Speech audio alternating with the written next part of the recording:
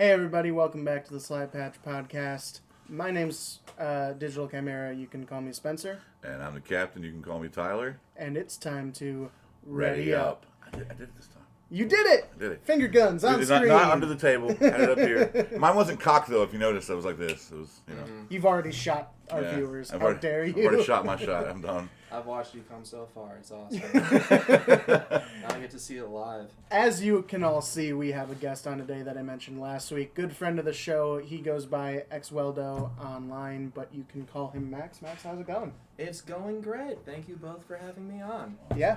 We're glad to have you here. Yep. We've been excited about this one for a little bit. Yeah. Okay. One of the first things that I was thinking of topic-wise and as well as guest-wise was doing a music episode because Max, as I mentioned last week, has a Facebook page called House Music Saved My Life. Mm-hmm. Definitely check it out. He goes over sort of different what he calls love interests of the week every Monday, and has a really just good interest and good take on music, and I love to watch it or read it every week. So. Well, there's content to watch, so Yeah. Yep. And then, so going into the warm-ups real quick, because it segues in, it's part of it, and just how, some people be like, well, how does music, apply to nerdiness, right? And so my warm-up for the week to talk about is I just took a trip down to Tennessee, helped my friend, Nick. I talk about him all the time. There you are, bud. five for Yep, five. exactly. So, he's my best friend. I went down to help him move because he sold his house and everything. And we're on our way back, taking stuff back. I was driving the U-Haul and he was driving his car. And we stopped at the gas station to get gas. Walk in, and the young lady behind the counter, I hear a very, very familiar sound. I was like, hey, what's that you're listening to? She goes, oh, that's just the intro to Critical Role. Yes. Right? And I was Yes! Everywhere. right? And Sorry. exactly. And I was like, I thought that's what it was. I just wanted to make sure. And I was like, okay, you into that kind of stuff and everything? She's like, yeah. And we got to talking, and of course I have my hat on all the time. Told her I own a game store and all this, and she's like, really? She's like, that's what I want to do. Like, I'm just going to get my business degree in college. Oh, that's She's awesome. like, I want to open a game store. So I gave her my information. I can't remember her name, unfortunately. I'm so sorry. But I gave her the information, so she knows it. She may check out the podcast. That would be So awesome. if you comment on there, remind me of your name. But yeah, I had a great time meeting her. She was a very sweet young lady. So again, that's how it kind of connects all of us, right? Is like, yeah, there's all kinds of different genres of music, and we'll get into that in the campaign. But it's just really cool that something like that. You hear that familiar sound of that podcast or the anime opening or something like that, and you're like, oh, dude, you watch this or you listen to this, and that's how it connects us. Exactly, What right? was that? That's Attack on Titan. Yeah. Shoot, blind spot. Sorry. Yeah, It's okay. So, but yeah. So anyway, for my warm up, like I said, I went down. I got to move Nick. So I drove from here to Bowling Green. It's about 8 hours. Then met him at like 11 o'clock at night. I get like a 2-minute rest. We jump in his car, go back to Chattanooga, go to sleep, wake up the next day. We start packing his house, all this stuff, and then in the next couple of days, we get everything together, we move it. But then I got to, and this was really fun. This is the nerdy part of it, in a sense, is so much nostalgia for me from a Magic standpoint. So again, Nick and I have been friends for over a decade. We've been playing together, collecting together, stuff like that. I was actually able to get a small part of like some of the old stuff that we had. Like, for example, I top-aided Modern States in the state of Tennessee in 2015. Okay.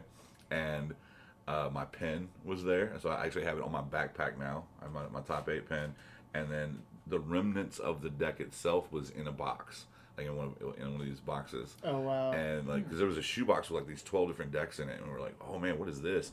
And we start looking. It's like, I have my old Legacy Dredge deck in there, and like all this other stuff that like I hadn't seen in years. Okay. Because it's just been sitting in Nick's, and we don't touch it and everything like that. So I got that. Brought back some old books, like so back in the olden days, kids, before we had the internets and you could find decks online, they used to print guides for each set. So there was a Visions and a Mirage like set guide, So like what you like literally there's a paragraph this long in one of the books on like what fog does. So for those who don't know, fog is a 1 green mana instant. It prevents all damage. It's very until end of turn. simple. Very simple card. Very simple card. But it tells you the strategy on how to use it and when to use it. Oh, it's like that. Oh yeah, so like Okay. that's how we used to build our decks. Mm-hmm. That's how we'd read through the book and be like, well, this card seems like it would go really well with this card because they synergize well. Okay. And so stuff like that. So I mean, it's some throwback nostalgia for me this week, man. It was really great. It's always great. It's always great spending time with Nick, and then got to do that. So yeah. So anyway, what's your warm up for the week? I gotta. I'm very excited. At the end of April, there are 2 conventions coming up the same exact weekend at the same exact place, and I'm very excited to go to both of them. One is the Midwest Gaming Classic, which I'm sure people are familiar with.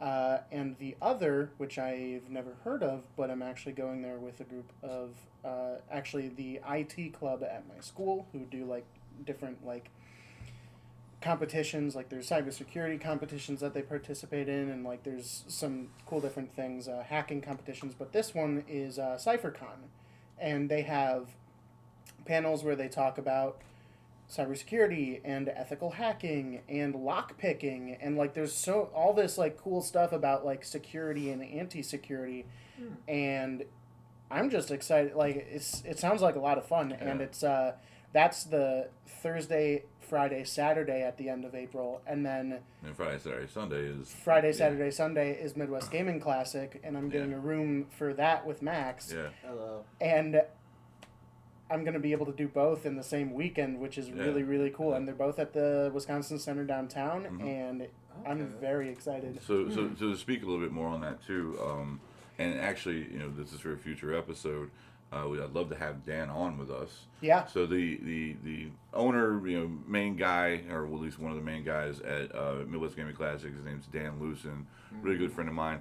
Actually, Slypatch Gaming is the exclusive Magic provider for Magic gameplay at the event. So we run all of the Magic events for. Oh, I didn't know that. Yeah. Awesome. We run all the Magic events for Midwest Gaming Classic, and so we'll be there as well. Obviously, I'll be busy. I'll be working, but I'll get to see you guys. Business before pleasure. Yeah, for sure. But it's a pleasure to do the business there because Exactly. we get to meet so many people across so many genres and stuff. And it's not just going to be the people who normally come to the store, right? It's going to be people from maybe all over the state, all over the Midwest. All over the world. There's people all over the world who come to Midwest Gaming. And, this is going to be my first time. I'm super excited. Oh, man. What's really cool, then your first experience will be really great. So they started out at the Sheridan in Brookfield. Yup. Used to be really small. They've been to the Wisconsin Center, I think, since 2017, 2018, something like that. That sounds about right. Last 5. Yeah, and so now, though, they're going to have the first 3 floors, like the floors are going to be separated. We're actually going to be on the ground floor, and you're going to have more of a, it's going to be more, I don't want to say the word segregated, but separated in a sense of, you're going to be able to find like what you're looking for easier. Like, used to it was kind of a mismatch of, well, like for us, for example, we're going to be downstairs. We're going to be doing the Magic. Right next to us is going to be the tabletop gaming and and board gaming and things like that. So all of that stuff that you would normally find like at your local game store, that's going to be done on one level. Okay. Then you're going to have a level that's going to have like your arcades, your pens, things like that. And when I say pens, that's like pinball. And then you have like the other level is going to have like your retro like video games, things like that. So it's really cool how they're going to have it separated. At least that's to my knowledge. I may. I've messed it up some, and Dan, you'll help me, straighten that out when we have you on. But we will have an episode, hopefully before the Midwest Gaming Classic, with Dan on to give you guys a little bit more knowledge on that. But yeah, shout out to Midwest Gaming because they're a big friend of us. Oh, for sure. You were just there in like October, right? November, yeah. November. That's so unfortunately for myself, I was not there. That was actually when my father passed, and I was back home. Attending to that, but I had such an amazing crew at the store. Andy, Josiah, those are the Andy's my business partner and co-owner of Slypatch. Josiah is our employee. I also had some really great friends like my buddy Jack Taddy and his wife Holly, Andy's girlfriend Victoria, our buddy Robbie Kinnemith, we talked about, who does the altars and stuff like that. They all stepped up and helped us out that weekend. Oh, that's really awesome. That's You know, really since I couldn't be there, so and I'd be willing to help you guys out too, run an event or for two. sure. And, well, we actually, and we've already got more people that are going to help us out this year, for sure. James Murphy, who's one of our local magic judges, is going to be there this year to help us judge and do stuff. Mikey L that plays at this, I can't pronounce your last name, Mike. I'm sorry. It's like Ludke or Luz. I can't remember. I'm horrible, so I just call him Mikey L. He's going to be helping us out some too. So yeah, I mean, we that's a great thing. Is like we have such a fantastic community. We talked about like last week how you know, we had such a full, you know, F&M, which had another one this week that was awesome. You know, full house again. But we have such a great community. People step up and they help us out, so we really appreciate that. But anyway, we're gonna get off that and get to Max here. Max, you know, we're gonna let you do the warm up section as well. And you said you had something to talk about with the warm up. Well, it's going to segue nicely into the campaign. This right here is actually my first podcast experience tied to you and then to the project that I've been working on for the last couple of years. So I'm very excited to talk briefly about that, but then mostly to get your pulse on like what you're interested in and, you know, if there are connections or, you know, things dating back to your past. Cause Oh yeah, absolutely. You know, and that's, you know, that's why we have Max on. So let's get into this week's campaign, the meat and taters. Meat and potatoes. You know, know what it sorry, is. I just came back from visiting the South, so I got to get that out of my system again. You gotta put on the Southern drawl. Okay, get down making taters. I've had grits before. They're fine. Grits. That's when you know you're from the North, but you think, you know, you're trying to associate with the South. Yeah. I've had grits. Have you had real sweet tea? That's what I'm asking. Maybe. I'm talking about they brew it with the sugar in it, not like you put the sugar in after. I have, but only when I was in Tennessee. Yeah. I went to Asheville, North Carolina back in 2019. Dude, Asheville's nice. Dad and I took a little road trip. It was actually a place that I was trying to go to in college because I went to Wisconsin, Milwaukee, and they had like an alternative sort of volunteer spring break thing in Asheville, North Carolina. And my senior year of college, I tried going, but it was too late. Yeah. Like, I didn't get there in time, so 2019, there was a window where I could go there. And I went to this place called Tupelo Honey. Tupelo Honey. Yep. So I got to give you the correct pronunciation. It's okay. You're Tupelo? not from there. It's called Tupelo. Tupelo Honey. Because Tupelo is actually a city in Mississippi as well. So Okay. Tupelo, Mississippi, but yeah. Yep. So I had the works. Tupelo Honey is delicious. Fantastic. They have fantastic food. Actually, their Sunday brunch is probably the best. Okay. To be honest, they have a great Sunday brunch. Yeah, I was there on like a Wednesday or I something. feel so bougie when I say stuff like that. Though. I hardly ever go to brunch. I mean, every once in a while. Brunch is awesome. Brunch is fine. Brunch is great. I like hollandaise sauce, so I'm not I like hollandaise sauce. Look, that's I love there's it. one thing you need to know about me is that hollandaise sauce is wonderful. There you So go. yeah, meat and potatoes today is all about music. Yeah, and how it applies, and as we talked about earlier with, you know, how I met the girl and stuff like that, it had that. And how it, you know, brings us all together, ties into all the nerdy things because, you know, there's so many pieces of nerd culture. Yup. Like, I mean, you can, like we're actually going to talk about in a future episode, you can be a nerd for pretty much anything.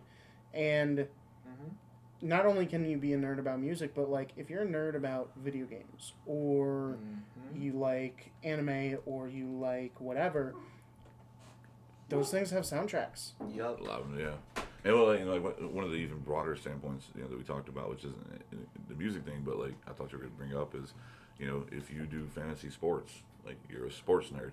Yep. You know what I'm saying? Like that's still a nerdism of just a different type of thing. So like that's where. And even that, there's the iconic like football music, or there's like there's Monday Night Football or Sports Center, or you know, you go to the baseball game and they've always got those like things that they play to get the crowd cheering and whatever. Absolutely, yeah. So you know, there's constantly music around us in our daily lives, and that doesn't stop when you're being a nerd.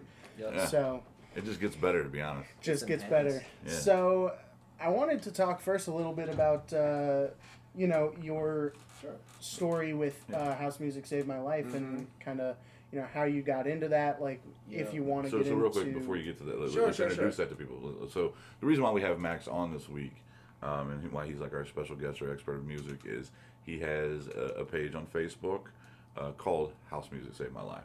So I just want to introduce that before. I did that earlier. Did you? Yeah, during the radio. I wanted to do it again. Well, now okay, fair enough. Be extra sure. Extra sure. I want to be extra. House Music Saved My Life. Not gonna lie, I must have just like zoned out for a second. It's all good. Yeah, anyway, it's all good. But yeah, so planning to introduce it a third time, so it's fine. Getting it. By the end of this, you will know about House Music Saved My Life. Because I will provide a link once I get home. Yeah, we'll put it. We'll put it in the description. Oh my gosh. Yeah, it's in the description. Hey, just so you know, future special guests, they'll handle it for you. Yeah, we will. Make an appearance. Yeah. But yeah, so yeah, I wanted to, ask you a little bit about how you got into it, if you want to get into like what the name means to you, how you got the name. Sure, yeah.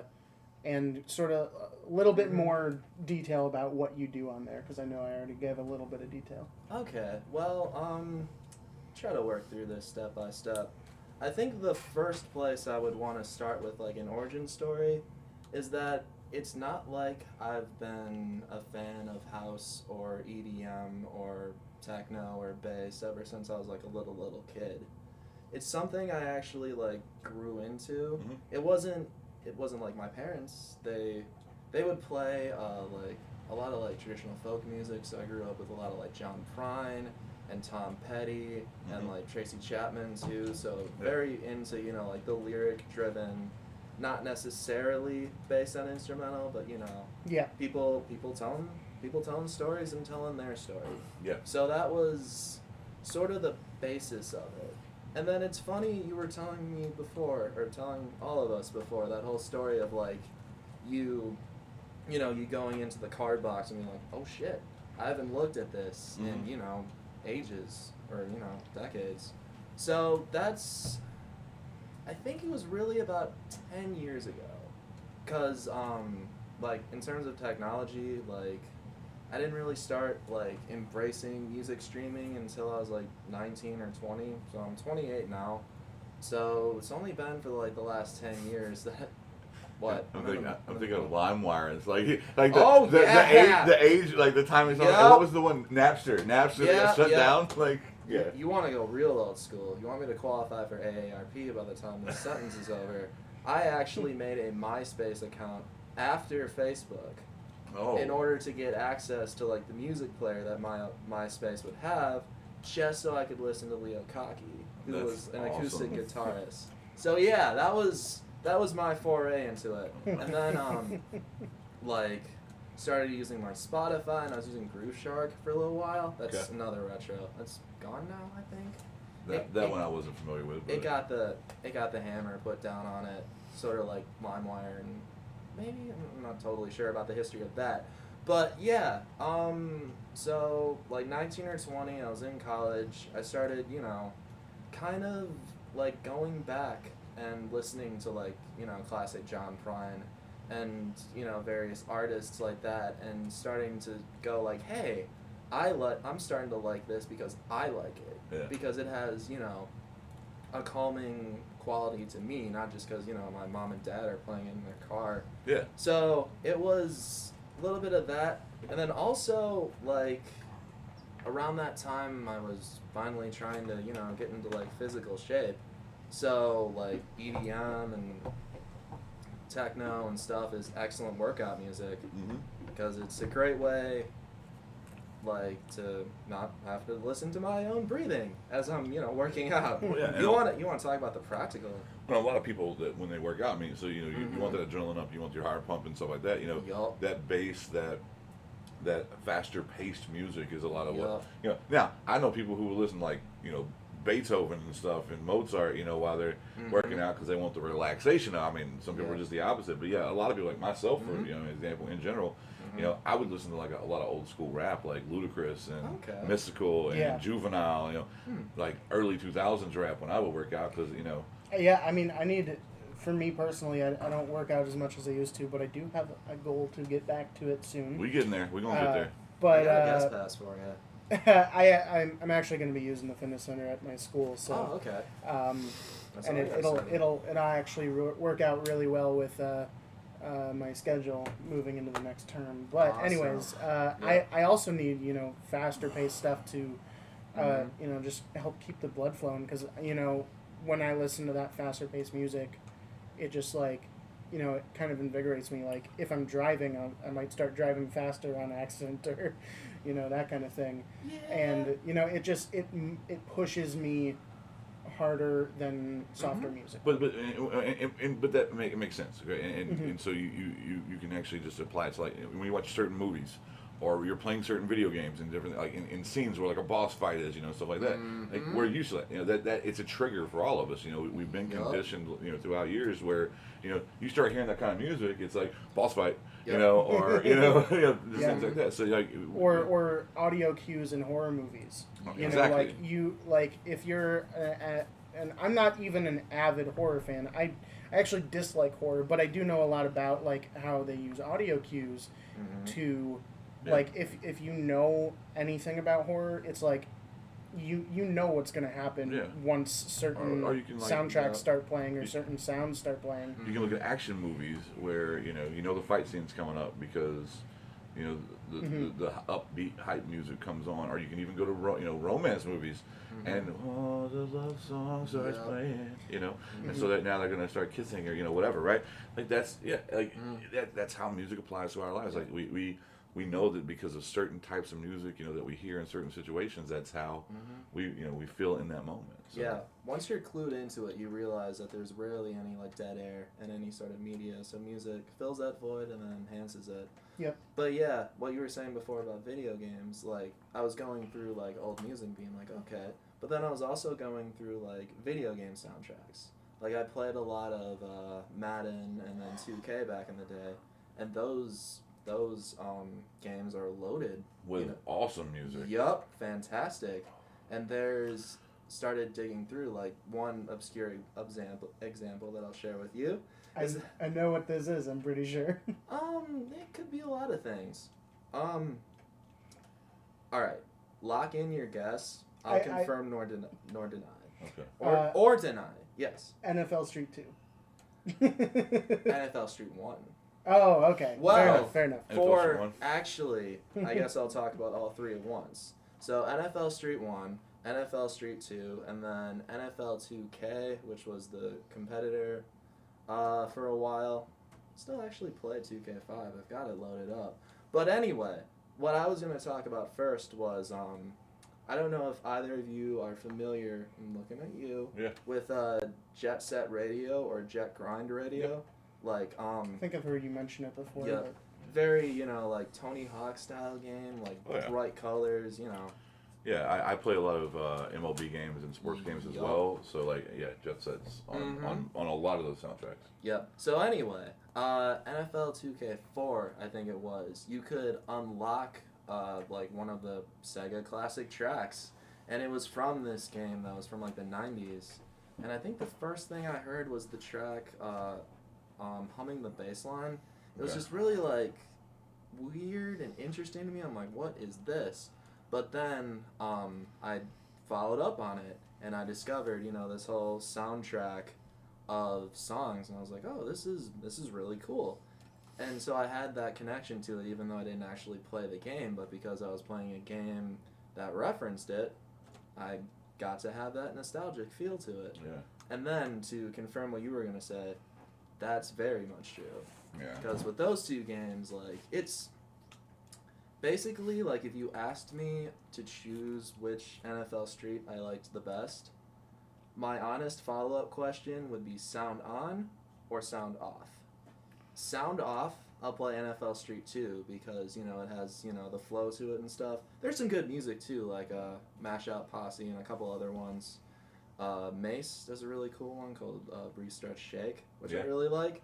But then, with NFL Street 1, you've got literally, like, the background music that plays, like, when you're on the field actually playing the game. Yeah. And it's, like, kind of, like, half, like, A-side, like, when one team has the ball, and then B-side when the other team has the ball. So they're similar, and they sort of connect, and then they sort of flow into each other based on what happens in the game. Like, if there's a turnover, there'll be like a record scratch or whatever. Yeah. So yeah, you hear that and you're like being reminded of classic nostalgic gaming. Yeah, and what's really cool about those games too is they made it to where you could customize the soundtracks later on too. Yup. So you could go in and like, I don't really like this song. Oh so I can cut it off the playlist. Oh, that's cool. Oh Yeah, you could cut it off the playlist and you could just have, or maybe you just like 2 songs total. Yep. Okay, you cut all the other ones off, and those are the only 2 songs you ever hear while you're playing the game. Mm-hmm. So yeah, and then I found a bunch of like, I wouldn't say obscure music because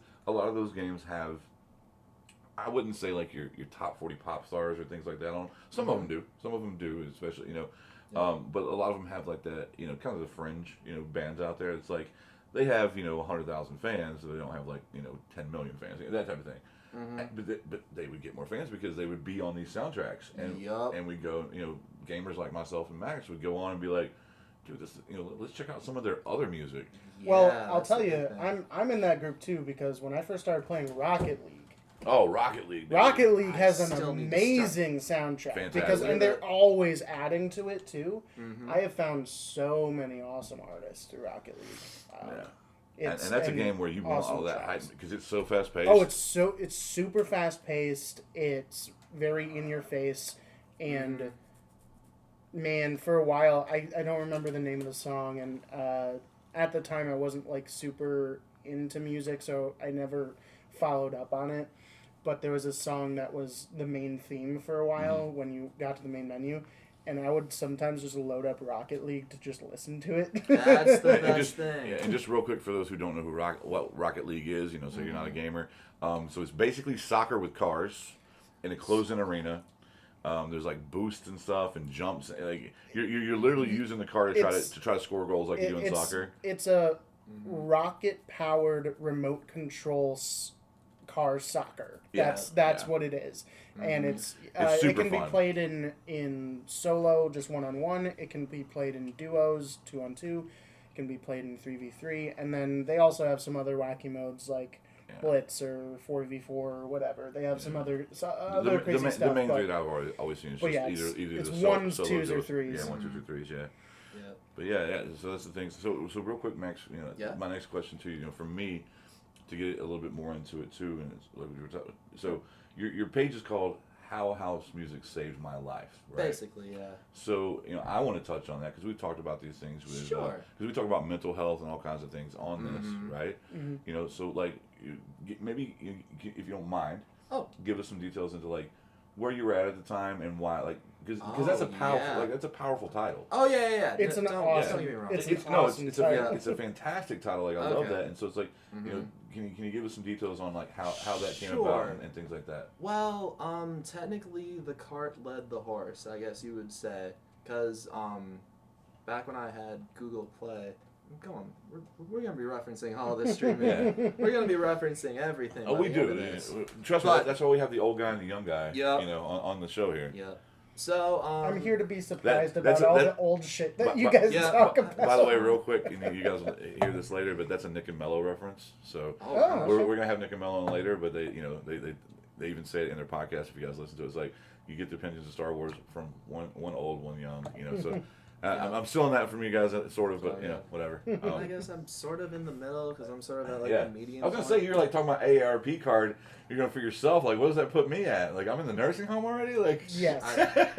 Look, you can get the AARP. You might as well already be Bones, Tyler. Hey, at this point, if I can just go to Denny's and get my meal for 99 cents or whatever, like, I'm good. Dude, that's. Whatever keeps you, hey, I'm down. Keeps you driving. Yeah, but sorry, Absolutely. But so tell us like, so you said the cart led the horse. So like, what was going on? Like, what was going on in your life at the time? And so let's see. 2015 is when I graduated college. I started, listening to like Spotify and then Google Play and various forms of just discovering music. One of the playlists that I'll shout out is the Electro Now playlist that used to be on Spotify. I discovered that and had a lot of great like workout tracks that I would listen to when I was working out at home. And then there was music that I discovered locally, especially on WMSC 91.7. they would have something that they called the late night beat generation. Okay. It's now called Trans Central Radio. It's run by DJ Jakes. That's been true for like the last 5 years. But anyway, like 2012, or going back to 2012 and even before that, I stumbled across it, and I was just like, holy crap, blare it on like a Saturday night or whatever. So I'm like, okay. Started looking into it more, started using Shazam a lot, which was great. Shazam is an app that allows you to identify music. I will, however, say this though, if any of you are trying to discover like EDM music based on like mixes and stuff, sometimes you have to work with Shazam. Yeah, Shazam, because it'll often pick up the song that the remix is based off of, not the remix. Or sometimes I feel like it'll just be like, try this one. I've been down rabbit holes where it's like, it kind of had that. Yeah. So I normally follow the... you just confuse it a little bit, and it's like, it kind of sounds like this. Yeah. Sometimes it does sound like, the old fart. It's just like, I don't know, close enough. We didn't find that, but here's this that sounds like it. Yeah. Maybe you'll like it. Here you go. Happy birthday. That's why it sounds like Alexa. That's why whenever I can, I try to use 2 for safety. Like, you get the one, you have the title and the artist once, and then you get it twice. Now you're probably sure. So, yeah, it was listening to that at night, and then listening to other stuff, and then eventually I stumbled across, like, Mixcloud, which is another big streaming service that I use, and came across this label called Defected that was based out of, like, London and Europe, and I started listening to their stuff, and I just started, adding to, like, a playlist. And this was before I had the page. And I decided to call it that because it was becoming like a very great source of like comfort and just like, feeling good. It was like a go-to power pack, if you will. Just something that I could lean on and be like, okay, like this feels really good to listen to. And it motivates me to, move and, keep working. And was it something like, too, like, you knew, like, if you were having a bad day, something yeah. like that, like, hey, you know what, like, this day sucks, but as soon as I get home, I get to put on my music and escape from it and stuff like that. So, so it was escape for, like, music became escape for you, just like, for, like, me and Spencer, we've talked about it on previous episodes, like, you going home and playing Skyrim, stuff like that, and just like releasing yourself from the world and and stuff. Like for me personally, like I talk about, like I like to get on Smite with my buddies and just like, okay, when I'm on there doing that, like nothing else in the world matters to me because I'm having fun and stuff. I forget the stresses of being a business owner and stuff. So that is something similar to that for you. Yep, and then just being associated with like going out and like going to a bar or whatever, like. The big catalyst, honestly, for me getting really obsessed with music, if I'm being honest, is just turning 21 and being able to go into a bar and just have it not be an issue and be able to go, hey, what's this playing? And then there would be various, like, it's funny to me, like, the moments, like, if you're paying attention, like, where you'll find music, you can be like, holy crap. This is a really great addition to whatever it is I'm doing. Mm-hmm. There's like 5 songs on my playlist that I picked up while ice skating at Red Arrow Park like 5 years ago.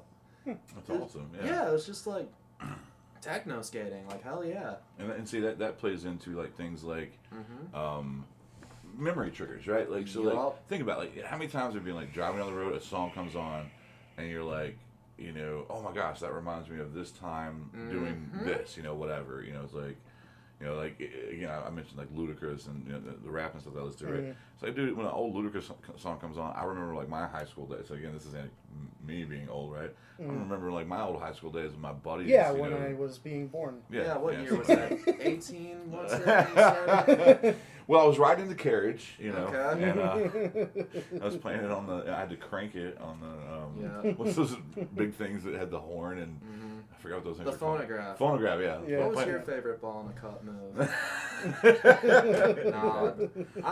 Look, I'm going to be eating these words in like 7 minutes. No, you're good. But yeah, like that's what's really cool, man, is that, music does have that kind of impact on our lives. And for so many people, they don't realize it, because it's just natural, it just is what it is. Like, to them, it's like, they're so used to it, but that's why we wanted to talk about it in this episode, is how you know, it has such an impact, but it also ties us together. Because that's the thing too, is that you know, I'm sure there's a song that I could, you know, play for you and be like, oh, that reminds me of my buddy I haven't thought about in like 3 years. Guaranteed. You know, stuff like that, right? And it's really cool how it helps us connect through life. So yeah, I mean. Well, I've got before we move off of the memory trigger thing, I've got 2 stories. The first one's gonna bring down the mood a little bit, but I'll bring it back with the second one. Okay. Sure you don't want to do it in reverse? No, I'm just kidding. I'm sure. Go ahead. When I was in my senior year of high school, I know you two know this, I went to St. John's Northwestern Military Academy just for my senior year. I was at Nathan Hale before that. But that year was by far the worst year of my life. Like it was a somewhat traumatic experience for me. And going to and from the school, from a good chunk of it, I would listen to my own playlist. But I also started to listen to radio, 99.1 The Mix. And there were a few songs that would play, you know, pretty regularly at that time. One in particular was, shit, I can't remember the name of it. Shit. It's, you guys look that up. No, it's by, pretty sure it's by Post Malone. Posty. Which, speaking of that, too, no, it's not. Where Rockstar, featuring Rockstar. 21 Yeah, Savage. That was like the first one, if I recall. That was one of his first big hits, yeah. Posty also big Magic player. Yeah, he is. Really? He was. Oh, he's been on Command Zone a few times to play with. He was actually on the most recent episode of Game Nights with Kamigawa. Yeah, for the Kamigawa stuff. Yeah, no, he's cool. He's a really cool guy. Love you, Posty. Love to have you on sometime. No. Yeah, right. You're calling him Posty? Absolute dream. That's what that's what everybody calls him. Okay. But yeah, Rockstar would play pretty regularly, and you know that was a really hard time for me, and I was severely depressed, absolutely miserable for most of the year, and I stopped listening to radio at some point during that year as well. And I started going back to my own music, and eventually I graduated, and I turned out fine. Years later, probably 3 years after I graduated, I was working at Toppers, and my friend Alex started playing music. And one of the first songs that came on, not the first one, but one of the first ones, was Rockstar. And I started fucking crying. Like, I just started bawling my eyes out. Yeah. Because it just, like, I was just in that headspace every time I heard that song I Pavloved myself with the song. Yeah. And I just started fucking crying, and she's like, what's wrong? What did I do?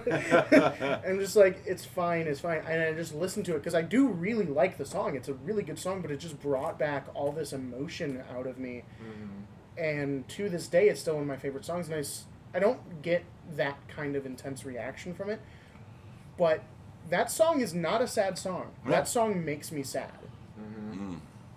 It's an awesome song, and I really like it. Let's rephrase that. It doesn't make you sad. It reminds you of your sadness at the time, and so therefore but it triggers those emotions. It triggers sadness. It's not a sad song that like it makes people sad. Right. It exactly what you said is it brings back.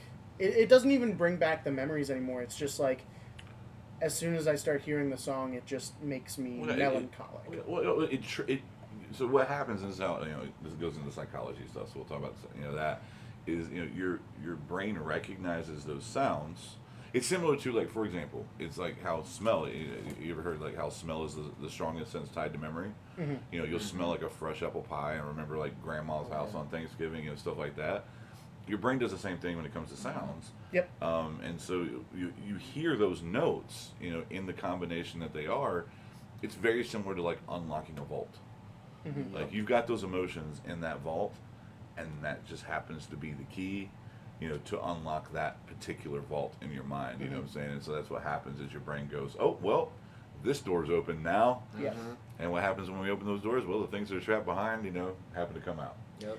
Yeah, but you know, so like even now for me, like even though that still happens, it is one of my favorite songs to listen to, and it does sort of center me and, you know, sort of bring me back to that place. But it's also not like because I've sort of gone through the grief related to that trauma of my life. It doesn't bring me back to a bad place anymore. It just brings me. It sort of centers me almost, Yeah. but it does make me, you know, melancholy in that way. And so, but then I have another story, and this one is not a personal experience. This is actually something that my dad experienced one time. Okay. He had a really, really good friend when he was in high school and college, and I don't remember the name of this. Judy Blue Eyes. Okay. Judy Blue Eyes. Okay. It was this guy's favorite song in the world, and he would listen to it all the time.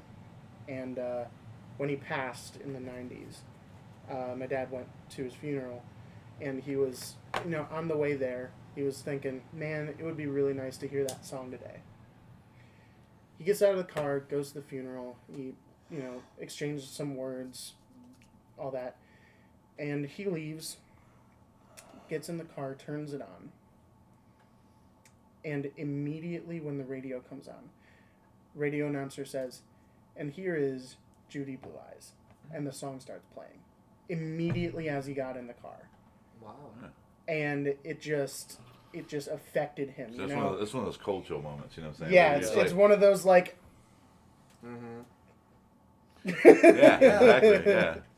But, you know, and so like it's things, you know, memory triggers, like it reminds you of people, it reminds you of times, it reminds you of places, it reminds you of good, bad. But like ultimately, music, whether you know it or not, is just so ingrained in everything, and different things mean differently to different people, and it's just so important and so lovely. Well, it's like you just said, you know, you're talking about like, it's the good, the bad. Like, you know, there's those songs where you can't stand to listen to them anymore because that was, you know, mine and my partner's song, or, you know, things like that, right? Or, you know, we want to hear this song, like you said, because it reminds you of a friend. So, you know, to give you a story, or just, you know, give you my background, you know, when it comes to music. So, I've been singing my whole life. I was in choir from the time I was in 5th grade, all through school. Was in a barbershop quartet in high school. Was in a Hootie and the Blowfish cover band after school. What was it called? I gotta know. Huh? What was the cover band called? I don't know. Because there's people that were in the band that I'm no longer associated with. Okay, So, fair enough. We'll talk about it off screen. Got it. But I don't want to talk about it on here. Oh, sure. But that's okay. Absolutely. But anyway, but yeah, so I do karaoke. I love karaoke. Like one of my favorite things to do, go to karaoke. I have a very eclectic taste in music, but my voice is suited for either, because I grew up in the South, either country music or like alternative rock. Like those are like the two that my voice is most suited for, right? And so that's what I tend to sing. Like, you know, like my go-to karaoke song. Like if you take me to karaoke, it's like you have to sing one song, and you just have to make it count. Is "Plush" by Stone Temple Pilots. Okay. All right. And it's really funny because like I used to go like watch one of my like fun stories.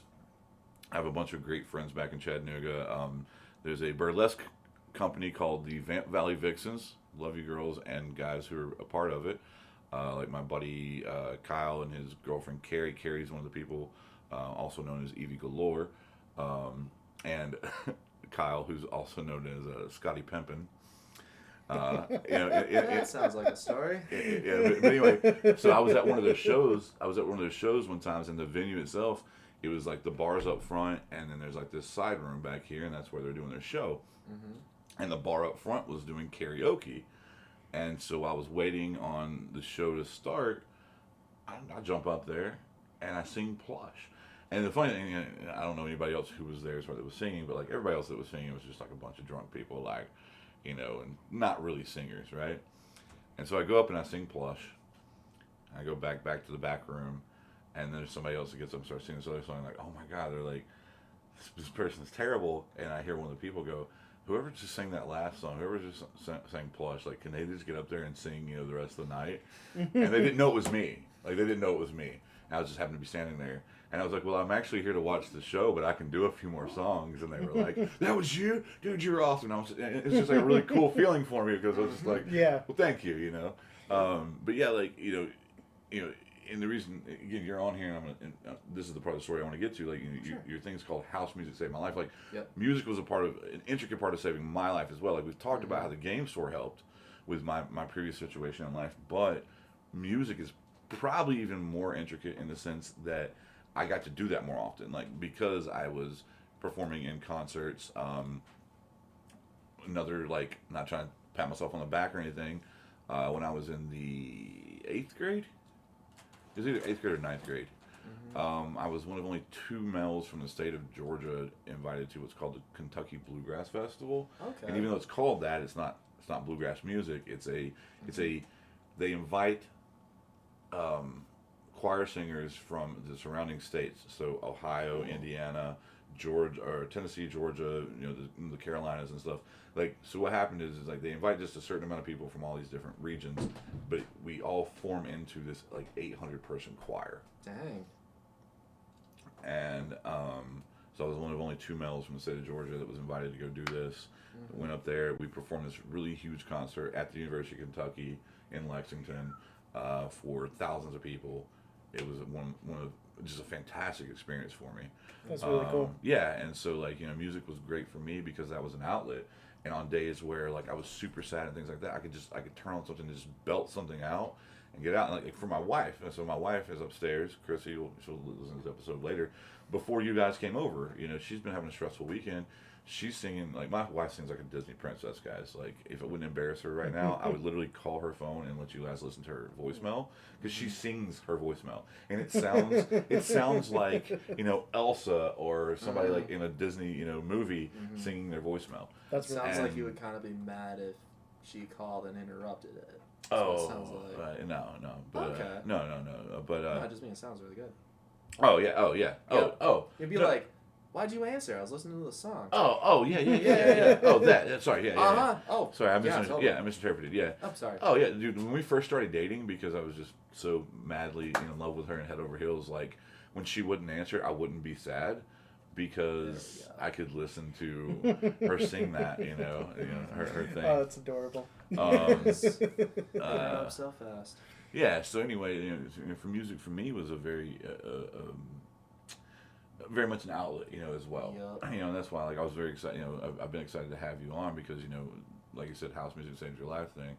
I wanted to ask you something because you talk about house music. Sure. Again, this is another bringing up Nick reference here. Okay, so Nick's favorite band is a band called Sound Tribe Sector 9. Okay. Often referred to as SCS9. Have you ever heard of them? Nope. Heard of, but I couldn't name like a song. A song of theirs. Yeah. So, you know, they're purely instrumental house music. You know what I'm saying? It's Okay. it's purely instrumental, no lyrics in the songs anywhere. Me and Nick have personally, I know he's been to like 10 times more than me, but me and Nick have personally been to at least 4 or 5. Usually on either Halloween or New Year's Eve. Like, that was our go-to things, because they would always be in Nashville. On either New Year's Eve or Halloween, and that's when we go, and it was fantastic. Just some of the best times. Yup. Some of the most amazing times, like going to those concerts, man. It's just me and Nick, and usually we'd actually have like one other person go. Like, we had our buddy Joel Rogers go with us before and stuff like that, and it's just us 3. It's a dudes weekend, you know what I'm saying? We're just, you know, it's all about just let's hear some great music, you know, have some drinks, chill. It was awesome. So yeah, so that's kind of like where music touches me from that personal standpoint. You know, from a nerdiness standpoint, like we talked about with the video games, you brought that up. Yup. You know, I love finding new songs on soundtracks, man. Like, that is just, it's fantastic. But so my next segue into what I wanted to ask you next, Max, is like, sorry, I'm trying to figure out how to word this. Take your time. You know, do you have like for example, you guys can't really see on camera, but like you can tell how much Max loves music. He has his headphones around his neck, Like yeah, that's how. Oh, sorry, optical illusion. No, it might be blending into my collar. Yeah. It definitely was. Yep. but it's really cool. Like we can see it, Oh yeah. And like that's how much Max loves music. Is he has his headphones on while he's doing a podcast, right? Now I should mention that it's not something I do all the time. I did have an anecdote about it. So I was going to get into that. Oh sure. But yeah, like, do you have any future aspirations, goals, or anything like to be involved with music? That's a very good question, Yeah. and the answer to that question is long road, but I think I'll go down it. Okay. Okay, so to say, that's been one of the fun things about this project for the last 3 years, is like learning the history of it, because like house music, EDM, you can trace it back to like disco in like the 70s. I'm just talking about just like basic, or not basic, but just like general, when people think of house music, you can trace it back to disco and sort of that sound. And then disco has, the disco demolition basically of the late 1970s. And then after that, that sort of, music kind of goes underground a bit and it bubbles up in like Chicago. That's one of the big areas, Detroit too. And then it also took off a lot overseas, which is why there's such Not Detroit 1? Not Detroit 1? No. You said Detroit 2. What about Detroit as, 1? as an also. I know. I'm fully aware. I had to. Don't mess with the guy like that. No, that's fine. Detroit 2 Electric Boogaloo. Yeah. Hey, I guarantee there's probably a band out there named that. Oh, guarantee. I bet if we looked it up right now, hey, we just shouted you out, guys. You know what? I'm gonna look it up. Continue though. Please. But yeah, I had to learning about the pun. history of it, just as like an extension of like asking the question, like if I were to ever, want to be like a DJ or to be involved in that, what sort of music would I want to include? Yeah, sure. Or, what sort of music would I want to make? And the answer is I would want to include a little bit of everything, honestly. I like, the word you're using, the eclectic style, because I think it's cool to be able to maybe like, because I listen to like a lot of like classic house, so that's like, remixes of like the stuff that was really popular in like the 70s and 80s, like the Marshall Jefferson, the Frankie Knuckles era in Chicago. And then there's a Roblox map called Detroit 2 Electric Boogaloo. I am telling you, I'm not sure how you do the equation. There's something out there named anything, Yeah. But the 2 Electric Boogaloo ratio in terms of content, I guarantee is something like 5 to 1. Yes. Because it's Electric Boogaloo. I looked it up one time. It was one of those like cart before the horse things where I'm like, what on earth is this based on? Why is it so much a part of our culture to just be like 2 Electric Boogaloo? And it was some movie like it might have even been a music movie. If you have the answer. Yeah, put it in in the the comments. I can look it up. Yeah. Okay. Yeah, let's go back to So, what we're talking about. Yeah. Regarding sort of where I would want to potentially be like a contributor, just listening to various DJs and various styles and just saying to myself, like, I would want to include a little bit of everything. I don't like the idea of just like pigeonholing yourself into, like one certain thing. Like, I only do vinyl, or I only, heavy bass is all I want. Like, well, and some people, cool. But some people are just comfortable in their own things, Yeah. Some people do that because it's what they're comfortable with, or like some people do it because that's like, I'm really good at just this. Yup. And so that so since you do have that eclectic taste and you do want that, like, do you think that you would want to produce music or make music, or do you think that you would be interested in something like being a music critic and having like a blog, that's things like that? Like, is there any kind of like aspirations for yourself that you just like, I want, like, obviously you want to be involved in music in some way, for sure. But I guess my question to you more is, do you want it to just be on a personal level, or is it something that you aspire to it being like maybe part of your career or something like that? Yeah, it's honestly, well, sort of going back into the history of the page, it was something, like, when I finally put the page together and decided that it was something I wanted to, like, talk about, like, once every week or once every 2 weeks or whatever, it was me asking myself, like, is it something that I think I would like, in the future? Do I think that I could grow along with it? Mm-hmm. Could I envision myself, as like a father or a stepfather, like 30 years from now, being like, Daddy likes his music, so just give me a minute. I gotta listen to the new releases, and then I'll. I love how he called himself Daddy. I'm mostly not going to do that. I will do it half sarcastically, and that's it. But, yeah, I was just asking. To the bit. Yeah. So the answer to your question is that, I said long road that I intend to walk it at some point. It's really not having, like a definitive, like, I have to do this, or like this is the route that I think I'm going to take, but just like, I love just like the process of like discovering new music and then having that be the catalyst to wanting to go to new places and to learn new things and to, talk to other DJs, hopefully. I would love to get to a point, I would love to do like a thing where I could just like interview like a DJ and say like, hey, what's your process? I tried doing that at shows, but you can only say like a few words at a time. So, like a sit down, like, what's your process? How do you go into it? I think that would be really fun. The idea of like a critic, I don't necessarily like that as like a future. Well, so people think the word critic is, okay. They take it in a negative sense, right? You can critique things and not be negative. Like that's fair. Yeah. You could call yourself a hype man. Like that's getting into like however you want to present yourself. It's more about like, for example, so the reason why I bring it up and I'm asking the question is like some of the best content creators and people out there who do things. Yep. It's born not of a necessity to have a career or anything like that. It's born of this is my hobby. This is what I love. This is what I'm passionate about.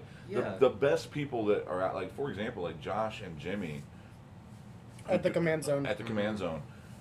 It started with them doing it just because they wanted to do it. Like Jimmy was already an actor. Yeah. Josh was already. He still is. Right. JOK was already into producing and things like that. Like he already had and they just started doing that with themselves because it was like a passion that they had for themselves. Like if you remember the first few Game Nights episodes, they look a lot like ours, which this is also born out of passion. But if it became a career for us, like that would be cool. But it's also not the goal right now. No, exactly. And so that's we just like talking about nerd shit. Yeah, so that's kind of more where I'm trying to direct your question for you is like, it's not like do you aspire to do it because you think you need to make money off of it or anything like that. It's like is like, do you see yourself maybe in the future, hopefully your page growing to something where it has that kind of involvement?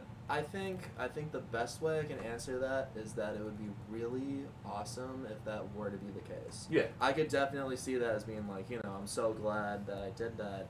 But honestly, like if it were to just like cap right now at like 30 followers or 31, 30 others, and then I'm also a follower, so I'll say 30. I think that's the right thing to say. Like if it were to cap at that and just be that, then I would still have the desire to keep going. You have 31 because I'm honestly like, sorry, but I don't think I've actually taken the time to follow yet. I've been busy. You were number 30. Oh, was I? Yes, you were. Boom. Oh, you can't see my arm over here. Well, welcome to the 30s. Oh, yeah. But yeah. I'm almost in my 40s. So, to answer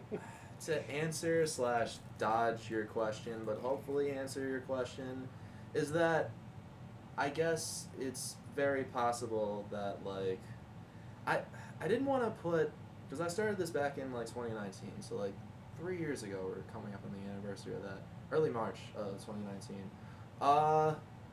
I didn't necessarily want it to be like, this is my goal and these are my numbers. Oh, exactly. It was, like I said, it was born of passion. It was born of something you like to do.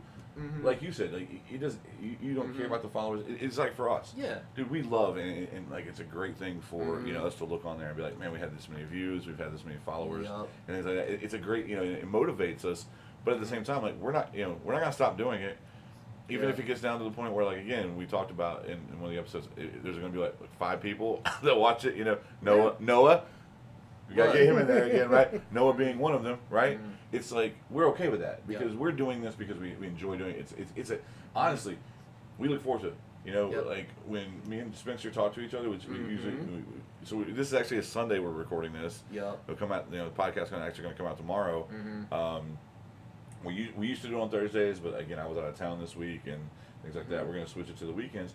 But we text each other in the morning. It's like, what's today, Spencer? It's motherfucking podcast day. Exactly. Like, you know what I'm saying? So that's what I'm saying is like, you know, for yourself, you know, I want you to, you know, hopefully you look forward to doing the same thing. Oh, for sure. Yeah. Like, if it ever got to the point where it was like, you know, like I dreaded it and I was like, ah, crap, it's Sunday. I gotta, you know, I gotta spit out a song. I never, ever wanted to be like that. You know, I'm pretty sure, didn't that happen at one point and you were just like, it's fine, I'll just take a week or two off? Oh, yeah. If there's a situation, like, back when, I don't mind showing it. I don't even know what I was going to show. But, like, right after I started the page, March of 19, April of 2019, I was sidelined for, like, 4 months because of shoulder dislocation. Oh. Yeah, I've got some metal in there. Okay. So if you ask me if I'm metal, my answer is going to be a little bit. A little bit. Just a little bit. A little bit. Just a little bit. Like 10%. Yeah. A couple of pins worth, you know? But, yeah, and that was something where, like, sure, like, music was a big part of, you know, helping me, you know, cope with that. But it wasn't like, you know, there was other stuff going on. And it's one of the benefits that I find right now of doing it freeform. Like, I'm my own boss. Like, who's going to write me up and be like, hey, dude, you didn't meet your deadline. Well, okay, then I'll just push it back to next week and it'll be fine. Like, I want to hang on. Yeah. I always want to hang on to the idea of, you know, it being organic and it being, like, sort of, I guess you could say, an experiment of sorts. Yeah. Like, where I say, like, I think I'm still going to be interested in this 30 years from now, and then just take it 1 year at a time. But I've always thought of it as, like, a thing where, like, in terms of, like, fans or stuff, my philosophy is, like, as long as you like it, you guarantee that you have yourself at least one follower. Yeah. And I think that's the important part. And you don't... I can agree with that. Yeah. You just... Look, if it ends up being a career, if I end up doing it full time, because I know you actually brought up the possibility, I'm actually kind of stoked to the fire, of maybe me going back to school for, like, journalism or something. And the big thing is that this project allows me to just sort of experiment with, like, how I generally don't talk about things that I like. So it's really been... You know, I'm just like, if I like it, I keep it to myself. So it's a great outlet for you.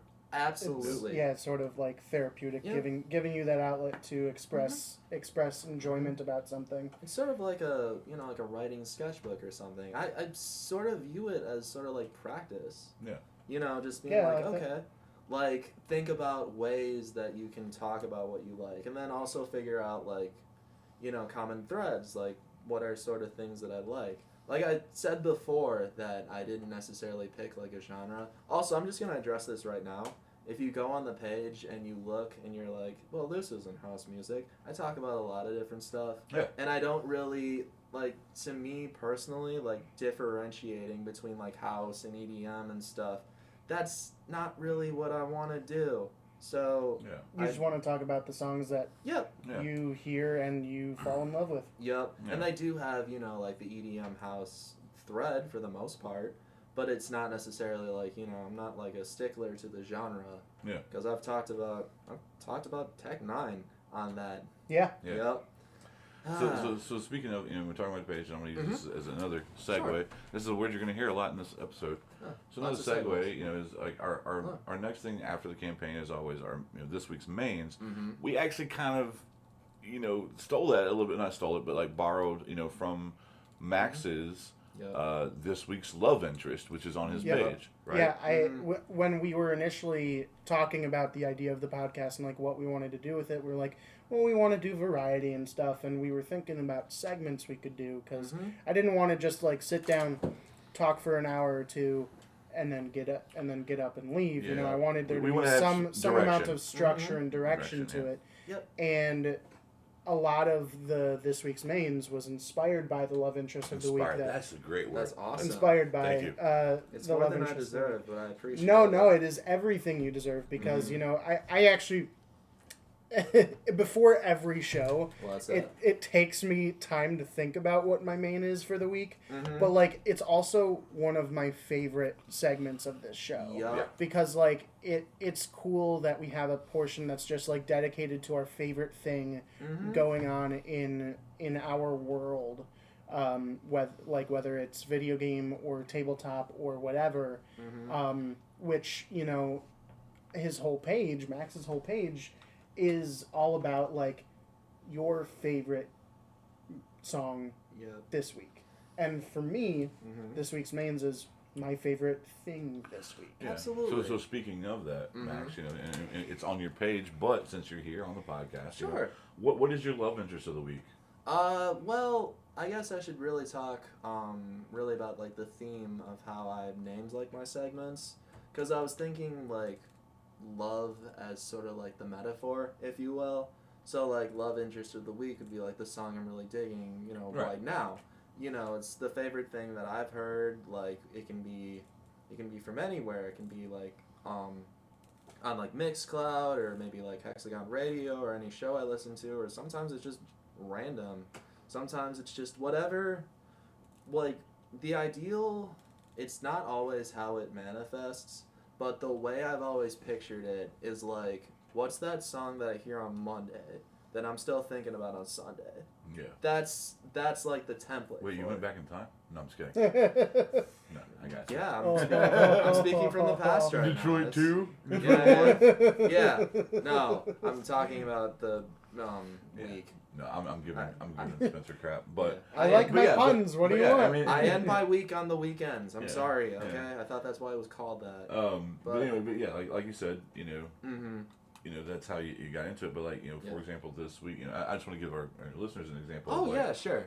So, like, because this show comes out on Monday, and your love interest usually comes out on Monday, right? I actually just published it today. All right. And you know what? I'm actually going to break one of the rules that I had. All right. Because this has never happened before. I'm sorry, but I was working out on Monday, and I was listening to this show called Clapcast, which is basically it's a Mixcloud show that revolves around one of my favorite DJs. Like, I don't necessarily have, like, a favorite DJ, but, like, one of my go-tos is Claptone. Okay. Because I like, the smooth Claptone.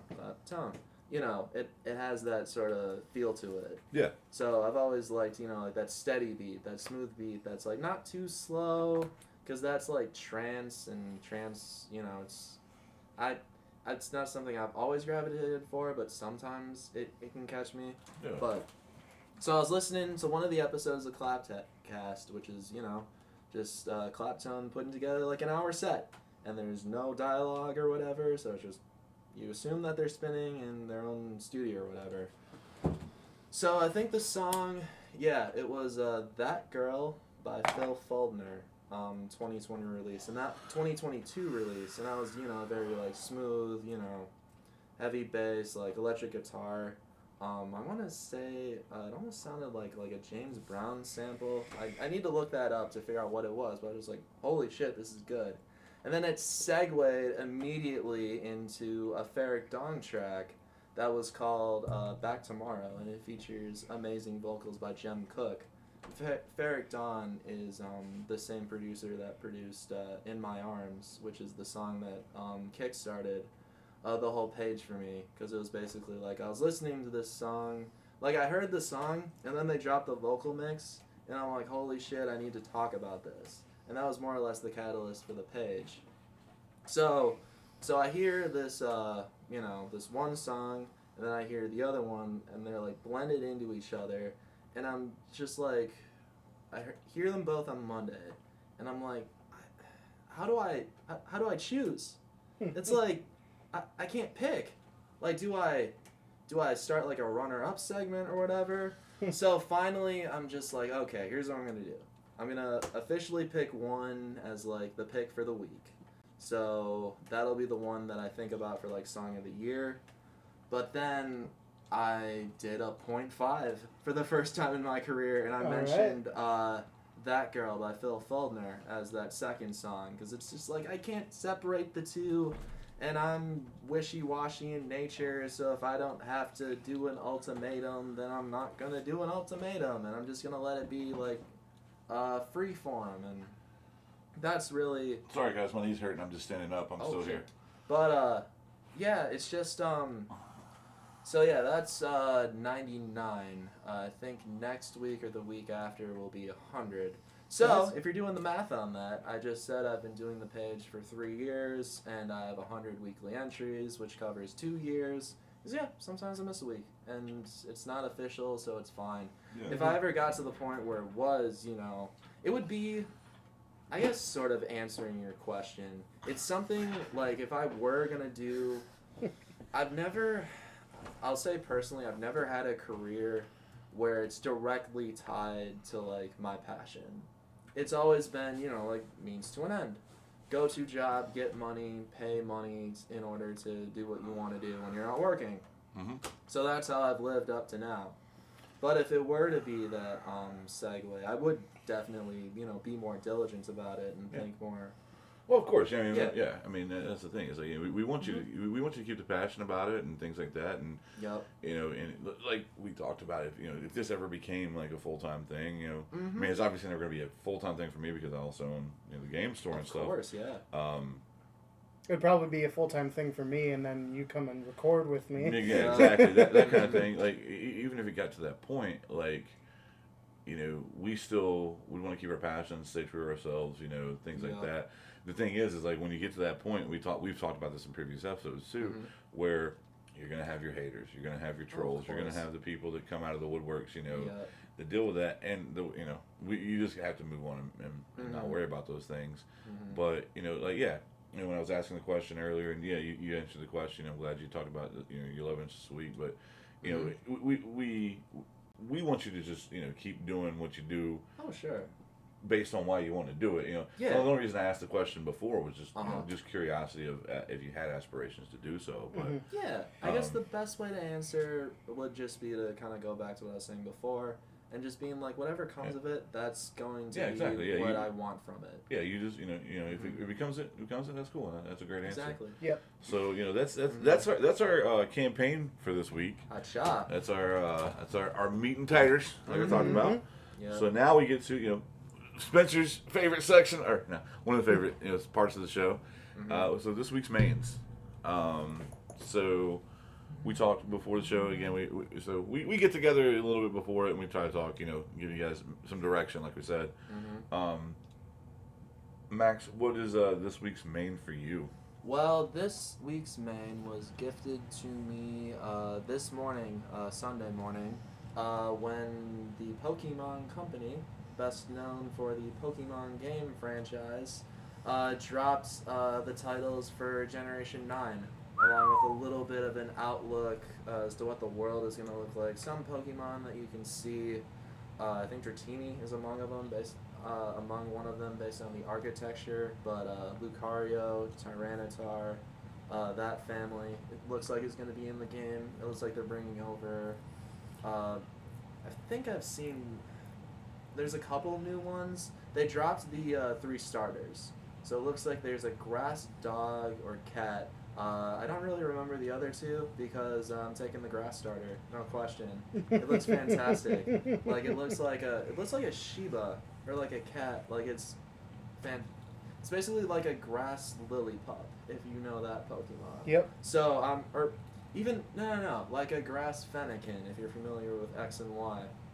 So that's going to be the one I pick when I play either Pokemon Scarlet or Pokemon Violet. Yeah, so those are the 2. That's really cool that I love how they always use the colors. You know, and so Scarlet and Violet, like that's they're getting. And then they stopped doing that with X and Y and then Sword and Shield. Yeah. but now they're going back to it. It's just cool. And They had to take a while to be like, okay, what color combination can we use now that we haven't used? Yeah, that's actually an interesting. It's one of the questions I have for the game because the game is supposed to drop worldwide late November, mid to late It said late part of the year. I think it's still going to be November. Don't quote me on November. Fourth quarter. Fourth quarter. Fourth quarter, 2022. But like you said before, with like the colors, like it's not necessarily concise to say like opposites always. Mm-hmm. Like black and white being the most straightforward example of that. But then like the opposite of a sword is a shield. The opposite of well, then what were the originals? Red and blue. Exactly. They're not exactly opposites, but people think of them. So that's the point. Yeah, it's not true opposites, but So I wonder if just like the Scarlet Violet is sort of like a spin on that. Like if red is considered, well, if Scarlet's like a shade of red and Violet's like a shade of blue, then maybe that's where they get the the parallel. To an extent. So yeah, I mean, it actually kind of ties into them both being kind of a shade into each other, right? Because Violet is a shade of purple, which is a combination of red and blue, and then Scarlet is a deeper, darker red, which could be linked to like having like a dark blue or navy tied into it. So it's probably something like that, where they're kind of opposite colors, but they also probably have some blend, which hopefully maybe speaks to how that game world will also play. Yeah, in difference to how some of the other ones were, right? Mm-hmm. So that's really cool, man. Yep. Just a lot of questions right now about like future setting and future characters, and if there's going to be cameos. They've been doing fewer cameos in newer games and just sort of letting them stand on their own. Mm-hmm. Like X and Y, or Sword and Shield was very much like a standalone, like almost no cameo. Which I mean, I like the world building, but it was alright just to have it be its own game. And then you have like the prequel with Arceus, I think. Uh-huh. It has been pronounced both ways by even the Pokemon company itself. Yeah. I prefer Arceus. I would believe Arceus. I would believe Arceus. I would believe Arceus to give it like Arceus, because sometimes people use it that way. Like So that's a very Greek way to pronounce it, but it would need an A for me. Perhaps. But yeah, just a lot of we know it's happening. We know it's going to be. I can pronounce it the southern way. Yeah. I like that. Arceus right there. All right. I would have thought that was Marcus. But okay. But yeah, so that's what I'm excited about. Yeah, that's awesome, man. Yep. So We're glad. definitely looking forward to that. So Spencer. Yep. Yeah. What is your this week's main? Well, I got a little bit of a follow up for you guys. I've already followed up on this last week, and the week before that, it was my main. Yeah. But a little bit more about my my barbarian gal in Baldur's Gate. Mm-hmm. Dude, they've added. So every time they add a class to Baldur's Gate, the class you choose gives you certain dialogue sometimes. Okay. Mm-hmm. Like you have different dialogue options, and like there's some really really cool and funny ones that have come up. So like in the game. You can encounter a group of ogres that have been hired by the bad guys. But the leader of them is wearing a headband of intellect, and he's super smart, and he's just like, am I not astonishing? And you can barter with him instead of killing you. You can be like, yeah, I'll just up their offer. I'll just give you 500 gold, and you can fight for me instead. But one of the options as a barbarian is to challenge him. You just let out a terrifying roar and you roll an intimidation check. If you succeed, he's like, I like you. You're better than them. And it was so fucking funny. You could just yell at him and he'd be like, but you know what? You're one of mine. Yeah, we're with you. We're friends now. We're good. We're good. So that was just really funny. I want to steal that for myself. Every time we start the show now, I'm like, am I not astonishing? I'll have to show you a clip of it.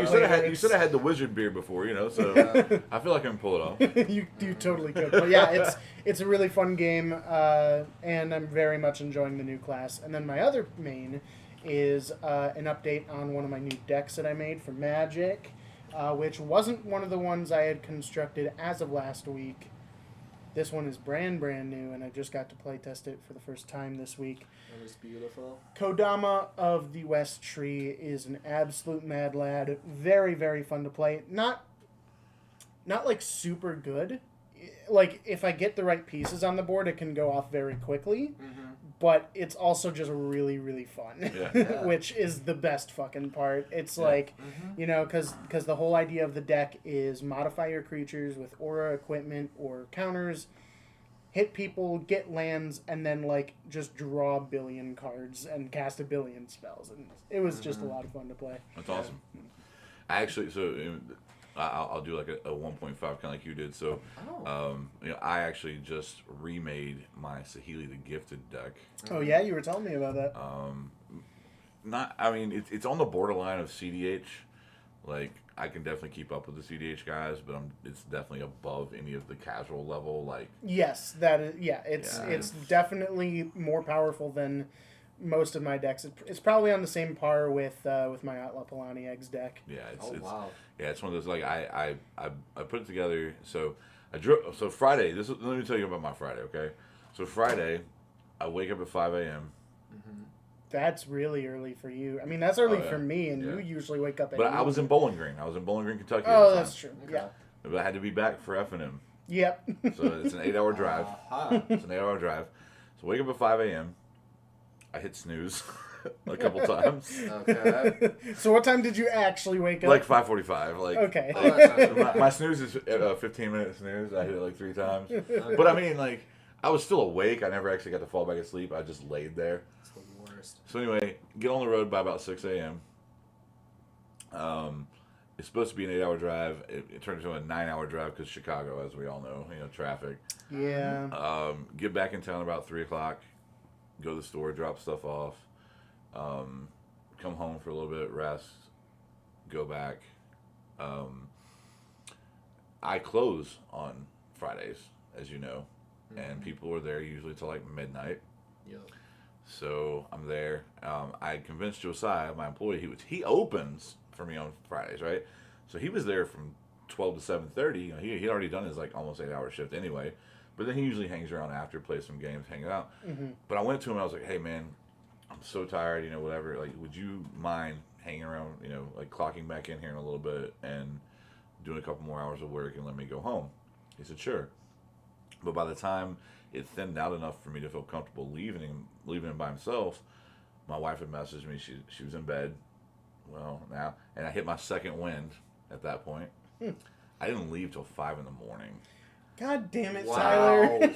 So I was awake. I was awake for like more than 24 hours. But anyway, but here's what happened. But here's a great. So because what happened, and Josiah even messed with me. Like, I'd ask him to stay, and then I start building. I saw my wife was asleep because she messaged me, "Hey babe, I'm going to bed," and so I start building my deck. I start putting my deck together, and then I get together, and everybody leaves. So I'm like, "Hey Josiah, would you like to play a couple games?" A couple games turned into we're there till 5 in the morning, because for the very first game I played against him, made him quit on turn 5 because it's a stacks deck. So for those who don't know what stacks is, it's like it's very oppressive. It basically makes it where you can't play anything and do anything. Yeah. And I had set my stacks up to where like by turn 5 he was like, there's nothing I can do. Like, let's just go to the next game. So I was very happy with that. Okay. But then. Again, the other 0.5, and all of this ties together because again, all this is because of my best friend Nick Robinson. He helped me put the Saheeli deck together. That's 3 mentions now. Yeah, exactly. But while I was still down there, and hanging out with him, and it's really funny because again, me and Max know each other. We're friends. But we don't know each other that well. Like we've never really hung out outside of my shop, stuff like that. This is actually the first time he's been in my house, that kind of thing. And we were talking about before the show, like what we wanted our mains to be. And so Nick actually introduced me to this amazing anime that I'm like so in love with right now. It's called, and make sure I get the name right. I don't want to get hurt, so I put all my stats into defense or something like that, or what's it actually called? Sorry. Okay, so the shorthand title is Bofuri. Bofuri. Bofuri. And I think it's either I don't or I didn't. I'm going to say I don't want to get hurt, so I maxed out my defense. Maxed out my defense, yeah, exactly. The main character, her MMO name is Maple. Her real life name is like Kaide. Yep. Right? I think translates to Maple. Something like that. Yep. And so what happens in the anime is her really close friend is like a really good video game player. Mm-hmm. She has awards and stuff, stuff like that. And she convinces Maple to play the game with her. But the first night they were supposed to play together, they're still in high school or whatever. So like she's like, I have to do homework. I can't get on tonight. You just go on the game, try it out, and then in the next day or two we'll get together and we'll play, right? So she doesn't know what she's doing. She logs in the game and she's like, I don't want to get hurt. So she ends up becoming a great shielder. So a great shielder, is all about defense and use their shield and stuff, for attacks and stuff. And then she puts all of her stats into vitality. Mm-hmm. Goes into the game, very first episode. She's just trying to learn things, figure things out. She talks to a couple of people. Actually, one of her first interactions is with one of the top 5 players in the game. Yup.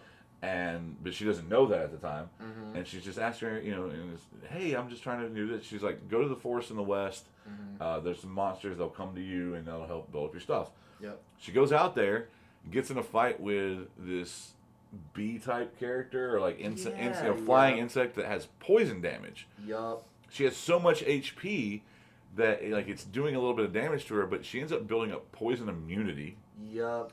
Okay. And then goes back into town, finds one of the top great shoulders in the game, befriends him by accident. One of my favorite characters. Yeah, talks to the basically blacksmith, the person who makes the gear. Mm-hmm. They just randomly suggest in the future you should go to this dungeon. It's called the Cave of the Poison Dragon. Yep. And they're like, okay. And it's really funny. It's one of my favorite parts of the first episode. They're like, you don't think she's actually going to go there by herself, right? Oh, no, there's no way. Mm-hmm. She goes into the dungeon. Yep. She gets to the boss fight. Mm-hmm. The boss's main attack is poison damage, so she's taking no damage. It doesn't hurt her. But also, she can't really do damage. Uh-huh. So the only way she can kill the boss is to eat it. So she starts eating it. And so the cool thing about the MMO and what ends up happening throughout the show is the game developers are constantly trying to figure out how to make sure that she doesn't get more broken. Yeah. Because after that first boss fight where she ate the dragon, she gets the ability to use their ability, which is Hydra, and do poison damage to people. Yeah.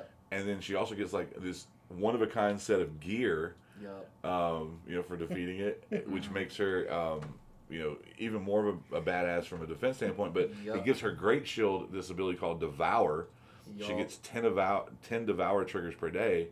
So in the very first event, as you know, Max, it's a PvP event. Yeah. And one of the first people that finds her comes up to try to hit her, and she throws her shield up, and it just eats him. Yep. And he's like, "What?"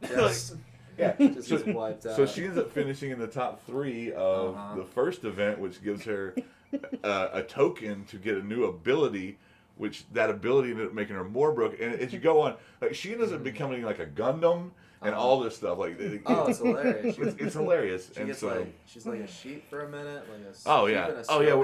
She gets the wool where it's even better. Yeah, that's the best. That sounds like a lot. So anyway, I don't want to spoil the whole show. I want you guys to watch it. And also, I'm not Max has watched it till the end. I still have 3 episodes left. Crap. I still have 3 episodes left, but we're also both excited about the fact that Bofuri 2? Yeah, Bofuri 2, which is going to come out in September of this year. So the show was originally produced in 2019. Yep. And then the pandemic happened in 2020, so it set them back. And so there's been a few people, this show's been around for a couple of years now, and people have been like, oh, is it gonna be a Firefly type anime where they were worried. But then there was the announcement here recently that the season 2 is coming out, so everybody's excited for that. Yep. So yeah, I'm excited for that anime. And again, Nick introduced me to it. I've watched every episode with him so far. We plan on I had those last 3 episodes. The reason why I haven't watched them is we're gonna get on Discord together and watch them through Discord together. So okay, nice. Yeah, so it's just a shared thing with us, and I will watch at least the first 9 episodes though with you, Spencer. Like we were talking about this, like us 3 are gonna want to watch the episodes together too. Oh, I'll watch it again with all of you. Yeah, so I'll either watch the first 9 episodes. Party, let's go. Yeah, I'll either watch the first 9 episodes with Spencer, or I'll finish it with Nick, and then that way we can all watch all of them. Sure. But yeah, so and speaking of that, and it ties into our episode. There's some awesome music in that show. Oh yeah. There's some awesome music in that show. So I'm only laughing because I know what happens. It's yeah. So that's that's this week's main for me. Mm-hmm. So now we're gonna get into our ability cooldown for the day. Ability cooldowns. We hope you guys enjoyed the show, and as always, we always want to see those comments, those likes, and those shares. We always want the community engagement because that's what this is for. So tell us what your favorite songs are. And one thing that I wanted to do, which I hadn't actually talked to you about, I want to share my playlist. Ooh, yes. So I'm going to, and if you guys want to do that too, I'm going to post my playlist that has all the music that I listen to. I'm going to post a link to it in the description. If you guys want to do the same, we'll put your playlists in there as well. Because of the shortness of how this comes out tomorrow, like mine, I kind of have a playlist, but I don't have it put together. Mine might end up being in the comments. Maybe mine too. Well, we can also edit it into the description. But like it may not be, my playlist may not be there day one of the podcast, but it'll be there. Yep. And this means you have to watch it again. No, I'm just kidding. Or come back and look at it. 2 for 1. But yeah, so if you're curious about any of our music tastes, it'll be up there, and we're also going to have a link to House Music Saved My Life with Max here. Definitely go check it out every week. I always, it doesn't always come up on my feed, but every time he mentions that he's posted something to me, I always like to go and look at it. You guys go give him a follow, and here's the cool thing about it. Like, worst case scenario, you follow him, it's not your thing, you can hide it. You can just hide it from yourself. You know what I'm saying? If you don't want to see it. Or you can unfollow. Okay. Or you can, I guess worst case, you can unfollow. But the point is, like, give him a follow, check him out, give him a couple weeks, to check it out. Well, not to mention, also, like, to get a taste of what it is. Like Max was saying earlier, he's got almost 100 entries on there, so you can go and look at the backlog of everything he's done over the last 3 years. Yeah. I am trying to bring up the rear on that because I don't necessarily expect people to scroll. So I might be doing a greatest hits post at some point. Oh yeah, or definitely do. That would be cool. I was thinking of a segment where perhaps I roll like a D100 and then just post whatever comes up once I get to 100. So it's a possibility. Yeah, we'll definitely do that. And so real quick too, Max, thank you for being on with us this week, man. Thanks for having me. I know you and Spencer have a much deeper relationship, but as I've gotten to know you over the past, couple months and stuff like that, man, I've really enjoyed, all of our interactions and everything. And you're a patron. He's a patron of the store. He comes and plays on Fridays, so that's appreciated too. But I also look forward to getting to know you better and getting closer with you. So, but thank you so much for gracing us on our podcast and absolutely being here. honored. Yeah, man. Honored to have you here, man. Damn it. Too strong language. Nah, he says fuck all the time. It's okay. That's fine. But, no. Oh, I meant the honored part. I just saw a TikTok, actually. It was really funny. It was like someone had posted a comment to this chick's TikTok that said, like, cursing doesn't make you tougher. And like she went down the scientific, thing about how, like, it's been scientifically proven that people who use, cursing in their language are actually more intelligent. And also, it also produces more adrenaline, which literally makes you fucking tougher. And it's like, because it boosts your immune system and stuff like that. It was hilarious. I was like, damn, this is a tough motherfucker right here. I apologize for being excited. Oh, fucking K. But anyway, so that's a cool down. Usually, I know we go off on tangents. Our past couple episodes, hey, are we getting better or worse? We're like an hour and a half now, Hour and a half is good. Yeah, but yeah, maybe we're getting better. But yeah, we appreciate you guys for coming and checking it out every time. We appreciate you checking it out. Next week, so let's get into this real quick. Yep. And I mentioned them earlier. So my family, my cousin Nick and Mello, his partner on his podcast, are going to be coming on. We're doing our Star Wars episode next week, ladies and gents. You know it. So for those who are big fans of that world, I will tell you, they'll probably talk a lot more than we do in that episode because they have so much more knowledge. But we're both big fans, so we'll contribute for sure. But man, I'm excited for it because I want to learn some things. Yep. It was funny because after the last recording that we did, me and Spencer, we actually popped on their podcast. I pulled up the latest one, and they were talking about Book of Boba Fett.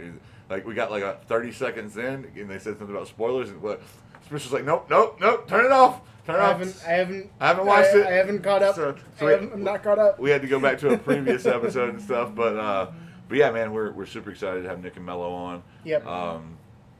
Nick's voice isn't quite as deep and sexy as mine, but it's pretty close. So, Yeah, it's not easy to compete with you. I mean. But yeah, we sincerely appreciate your views and hope everything is going well with all you guys. Hope you stay happy, healthy, and safe. And we look forward to seeing you back next week and in the store if possible. And hey, Max, yes? Do you want to sign off with how you sign off of your Facebook post every week? Well, if I could just do a quick shout out to just a couple of sources that I like Oh, yeah, for go people for it. who just want to discover their own and not necessarily just follow what I'm saying. The local scene in Milwaukee is something that I'm getting more and more acquainted with. One of my probably my favorite spot to go to is this place called Quarters Rock and Roll Palace. There's a great DJ, resident DJ Asher Gray, who I've gotten to know a little more over these last couple of years. He's really cool. He's spinning there as part of Club Ritual. There's also a lot of great venues in that area. He's also done some gigs at Boone and Crockett along the riverfront in Milwaukee. And then just another couple of resources that I enjoy. I mentioned briefly like Trans Central Radio on WMSE. There's also In the Mix on 88.9, hosted by DJ Kenny Perez, that has a lot of great music and a lot of great guest DJs too, like the great Tommy Sunshine is one example, who is another favorite of mine. Let's see, sources like Defected Records, they do a lot of great stuff. Don Diablo Hexagon Radio is great if you like that future sound. So yeah, that's just some of the sources I use. I'll be talking more and more about them as I go on, because I always talk about like where I heard something from. So I think that's a good way to start. So day well done. All right. And but keyword, 3 words. Enjoy the feeling, people. Catch you later. see you guys. Later, guys.